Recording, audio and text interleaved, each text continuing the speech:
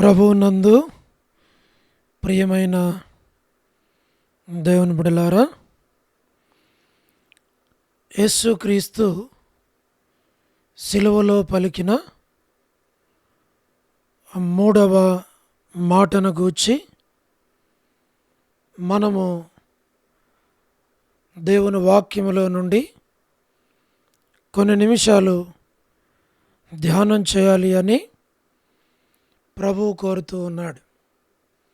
అంచేత పరిశుద్ధ గ్రంథమైన బైబిల్లో నుండి ఈ యొక్క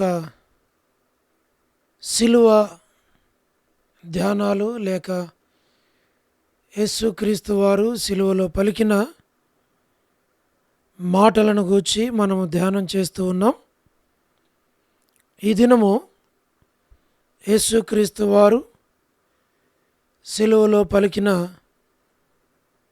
మూడవ మాటను గూర్చి మనం ధ్యానం చేయాలి అని కోరబడుతూ ఉన్నాం. బైబిల్ గ్రంథంలో యోహాను సువార్త 19వ అధ్యాయం, యోహాను సువార్త 19వ అధ్యాయము 26వ వచనం, 27వ వచనం, ఈ రెండు వచనాలు మనం చదువుతాం. యేసుక్రీస్తు వారు సిలువలో పలికిన మూడవ మాట. యేసు తన తల్లియు తాను ప్రేమించిన శిష్యుడును దగ్గర నిలుచుండుట చూచి, అమ్మా, ఇదిగో నీ కుమారుడు అని తన తల్లితో చెప్పెను. తర్వాత శిష్యుని చూచి, ఇదిగో నీ తల్లి అని చెప్పెను. ఆ గడియ నుండి ఆ శిష్యుడు ఆమెను తన ఇంట చేర్చుకొనెను. ప్రభువు ఈ లేఖనమును మన వినికిడిలో ఆశీర్వదించినట్లుగా ప్రార్థనలో ప్రభు వైపు చూద్దామండి. ప్రేమగల పరలోకపు తండ్రి, కృపయు కనికరము సమాధానము గల దేవ, చదువుకున్న ఈ లేఖన భాగములో నుండి మాతో మాట్లాడమని యేసు ప్రభు నామమున ప్రార్థించి స్తుతించి వేడుచు ఉన్నాము తండ్రి, ఆమేన్. ప్రభునందు ప్రియమైన దేవుని బిడ్డలారా, మనం చదువుకున్నటువంటి లేఖన భాగం యేసుక్రీస్తు వారు సిలువలో పలికిన మూడవ మాట. యోహాను సువార్త 19వ అధ్యాయం 26, 27 వచనాల్లో ఆ మాట మనం చూస్తూ ఉన్నాం. యేసుక్రీస్తు వారు సిలువలో ఉన్నాడు. ఆయన తలకి ముళ్ళ కిరీటం పెట్టబడింది. ఆయన చేతులకు చీలలు కొట్టబడ్డాయి. ఆయన పాదములకు మ్రేకులు కొట్టబడ్డాయి. యేసుక్రీస్తు వారు శరీరం అంతా రక్తమయమై, యేసుక్రీస్తు వారు దేహమంతా కూడా గాయపరచబడింది. యేసుక్రీస్తు వారు సిలువలో ఉన్నాడు. యేసుక్రీస్తు ప్రభువుకి జరుగుచూ ఉన్నటువంటి శ్రమ, ఆయన అనుభవించుచున్నటువంటి కష్టము, దుఃఖము లేక వేదన, ఈ సిలువ శ్రమలు ఆయన భరిస్తూ సిలువలో ఉండగా, కొంతమంది స్త్రీలు ఆ సిలువకు సమీపముగా ఉండుట మనకు కనబడుతుంది. యేసు ప్రేమించిన శిష్యుడు అక్కడ ఉన్నాడు. యేసు తల్లి అక్కడ ఉంటూ ఉంది. యేసుక్రీస్తు వారు అప్పటికే శరీరములో శక్తిని, బలాన్ని కోల్పోతూ ఉంటూ ఉన్నాడు. ఇప్పటికే 2 మాటలు మాట్లాడాడు. నశించిపోతున్నటువంటి ఆత్మల విషయములో ఆయనను శిక్షించిన, ఆయనను తృణీకరించిన, ఆయనను సిలువ వేసిన వారందరినీ క్షమించమని యేసుక్రీస్తు వారు ప్రార్థించాడు. ఆ సిలువలో ఉన్నటువంటి దొంగ విషయమై, పశ్చాత్తాప పడిన వ్యక్తి విషయమై, నేడు నీవు నాతో కూడా పరదైసులో ఉందువు అని ప్రభు ఆ వ్యక్తికి వాగ్దానం చేశాడు. ఆ వ్యక్తిని ప్రేమించాడు. ఆ వ్యక్తి యొక్క పశ్చాత్తాపమును బట్టి క్షమించి, పరదైసులో నాతో ఉంటావు అని సెలవిచ్చిన ప్రభు ఇప్పుడు 3వది, చుట్టూ దుష్టులు, దుర్మార్గులు, హాని కలిగించేవారు, నష్టపరిచేవారు, అవమానపరిచేవారు ఎంతోమంది ఆ సిలువ చుట్టూ ఉండగా రక్తము కారిపోతూ ఉంది. ఇలాంటి పరిస్థితుల్లో యేసుక్రీస్తు ప్రభువారు ఈ 3వ మాట పలుకుతూ వచ్చాడు. ఈ 3వ మాటలో మనం చూడగలిగితే, అమ్మా ఇదిగో నీ కుమారుడు అని మాట్లాడటం మనము చూస్తూ ఉన్నాం. అంటే యోహానును చూసి తన తల్లి అయినటువంటి మరియను చూసి యేసుక్రీస్తు వారు అన్నారు, అమ్మా ఇదిగో నీ కుమారుడు. ఆ తర్వాత యోహాను చూసి ఇదిగో నీ తల్లి అని ఈ మాట పలుకుతూ వచ్చాడు. తద్వారా ఈ మాట పలుకుటలో మనం చూడగలిగేది తల్లి విషయమైనటువంటి బాధ్యత, రెస్పాన్సిబిలిటీ, తన తల్లిని గూర్చిన బాధ్యత. సిలువలో ఒకవైపు దాహము, నిద్ర లేదు, అప్పటికే శరీరంలో ఉన్న శక్తిని కోల్పోతున్నాడు, బలహీనపరచబడుతున్నాడు. చుట్టూ ఉన్నటువంటి పరిస్థితి దయనీయముగా కనబడుతూ ఉంది. కానీ యేసుక్రీస్తు వారు తన తల్లి విషయమై ఎంత బాధ్యతను కలిగి శక్తి తెచ్చుకొని మాట్లాడాడు.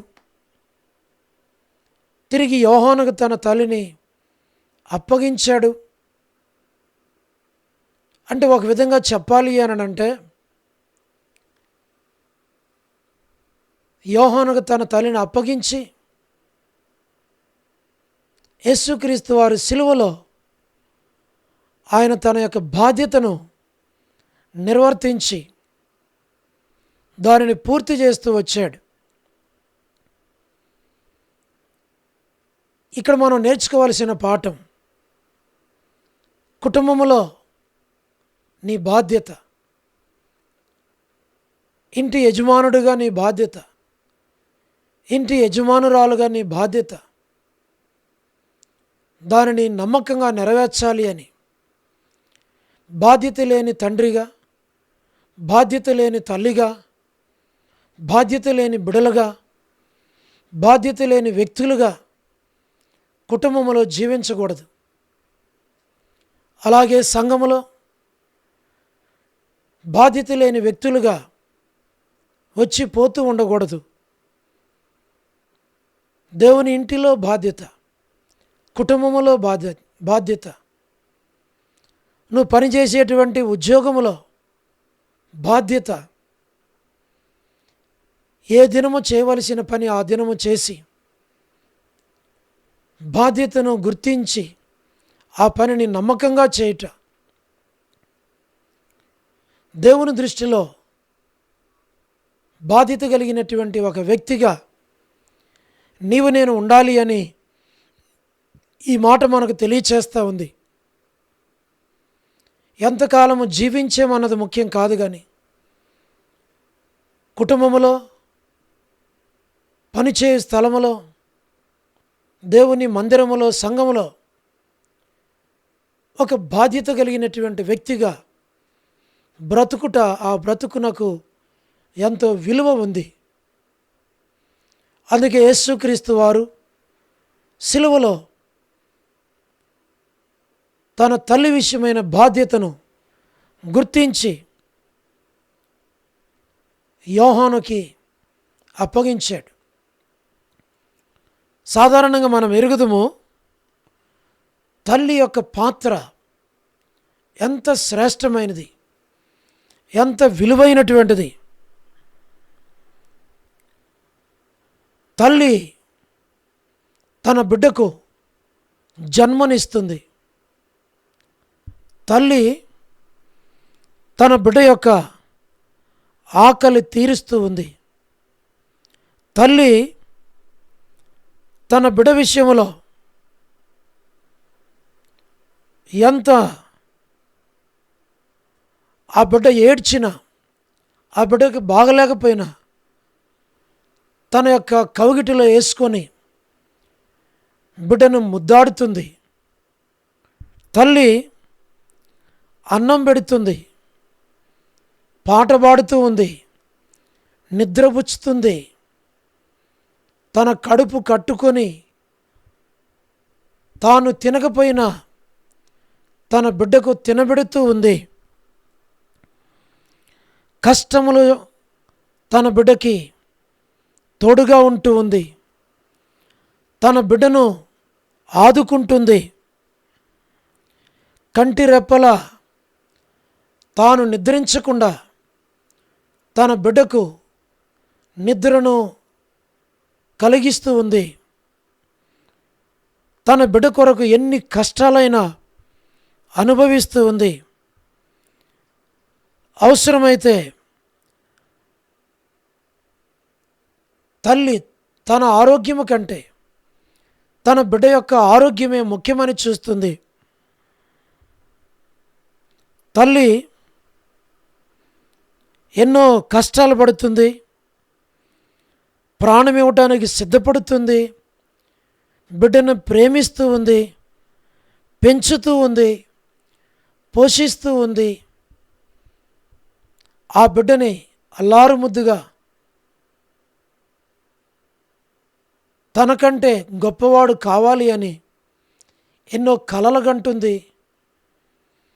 ఆ బిడ్డ కొరకు ఎంత శ్రమనైనా ఇష్టపూర్వకంగా అనుభవిస్తూ ఉంది. ఆ బిడ్డ యొక్క సంతోషాన్ని కోరుకుంటుంది, ఆ బిడ్డ యొక్క ఆరోగ్యాన్ని కోరుకుంటుంది, ఆ బిడ్డ యొక్క సుఖమును కోరుకుంటుంది, ఆ బిడ్డ యొక్క క్షేమమును కోరి ఆ బిడ్డ కొరకు ప్రార్థిస్తూ ఉంది. ఆ బిడ్డ కొరకు సమస్త విధములైనటువంటి కష్టములను అనుభవిస్తూ ఉంది. ఇంకా ఎన్నో విషయాలు ఉన్నాయి. తల్లి యొక్క పాత్ర అంత శ్రేష్టమైంది. కాబట్టే యేసుక్రీస్తు వారు ఇవన్నీ గుర్తించి యోహానును పిలిచి అమ్మా, ఇదిగో నీ కుమారుడు, యోహాను నిన్ను చూసుకుంటాడు, యోహాను నిన్ను కష్టపెట్టాడు, నీకు సహాయపడతాడు, నీకు తోడుకుంటాడు. యోహాను దగ్గర అక్కడ నీ కొరకైన ఒక ఇల్లు ఉంది, ఆ ఇంటిలో నువ్వు జీవించు. నన్ను గర్భమును ధరించిన ఆ దినము నుండి ఇప్పటి వరకు ఎన్ని కష్టాలు, ఎన్ని శ్రమలు, ఎన్ని అవమానాలు, ఎన్ని నిందలు, ఎన్ని తృణీకారాలు నువ్వు అనుభవించావు.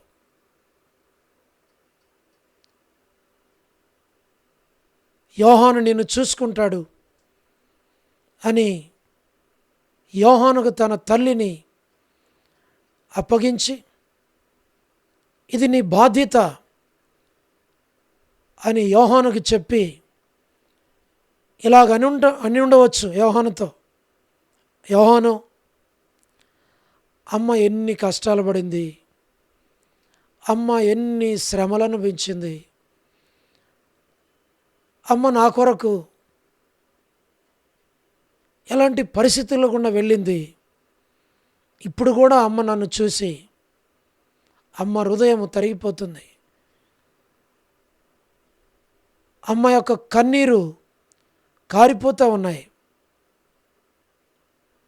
అమ్మ ఎంతో శ్రమించింది, ఇకనైనా నీ దగ్గర ఆ ఇంటిలో అమ్మకి కావలసినవన్నీ అనుగ్రహించి అమ్మను చూసుకో. అమ్మకి శ్రేష్టమైన ఆహారం, శ్రేష్టమైన నీరు, శ్రేష్టమైన వస్త్రాలు, శ్రేష్టమైన భోజనం, వాటన్నిటిని అనుగ్రహించి అమ్మను చూసుకోమని యోహానుకి తన తల్లిని అప్పగించాడు. ఎంత గొప్ప బాధ్యత కలిగిన వాడు యేసుక్రీస్తు వారు. ప్రియ స్నేహితుడా, సహోదరి, ఈ మాటలు వింటున్నటువంటి నీ జీవితంలో యేసుక్రీస్తు వారు ఈ 3వ మాటలో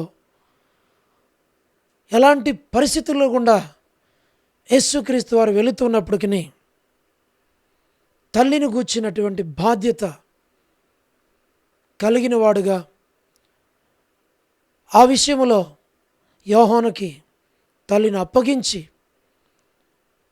తల్లిని పోషించు, పరామర్శించమని తల్లిని యోహానుకి అప్పగించినట్లుగా నీవు నేను రక్షించబడి ప్రభువుని ఎరిగి ప్రభు రక్తం చేత కడగబడి పరిశుద్ధపరచబడి దేవుని బిడ్డలుగా చేయబడిన తర్వాత సంఘములో చేర్చబడిన నీవు నేను నా బాధ్యతను మర్చిపోయి జీవించక దేవుని కొరకు నీవు నేను జీవించాల,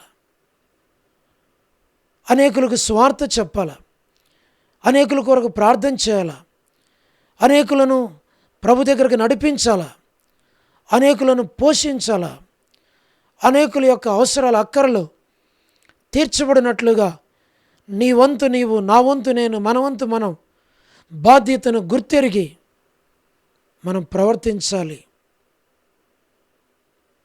యేసుక్రీస్తు వారు ఈ 3వ మాటలో నీకు నాకు ఎంత మాదిరి, ఈ మాదిరిని అనుసరించి నీవు నేను జీవించి ముందుకు సాగునట్లుగా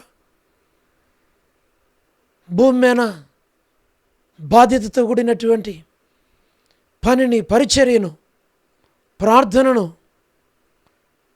సువార్తను, దేవుని కార్యాల్లో బాధ్యత కలిగి ముందుకు సాగునట్లుగా ఆ ప్రభు నీకు నాకు మనకి సహాయము చేయునుగాక. ప్రభు ఈ మాటలను దీవించునుగాక. ప్రార్థన. ప్రేమగల తండ్రి, మానవ అద్దుబాటులతో అందించబడిన, ఇవ్వబడిన ఈ వాక్యాన్ని దీవించండి, నీరు కట్టి ఫలింపులోనికి తీసుకొని రండి. అనేకులు రక్షించబడిన తర్వాత కుటుంబంలో, సంఘములో, పనిచేసే స్థలములో ప్రతివారు వారి బాధ్యతను గుర్తెరిగి మీ కొరకు నమ్మకంగా జీవించినట్లు సహాయపడమని యేసు ప్రభు వారి శ్రేష్టమైన నామం పేరట ప్రార్థించి స్తుతించి వేడుచు ఉన్నాము తండ్రి. ఆమేన్.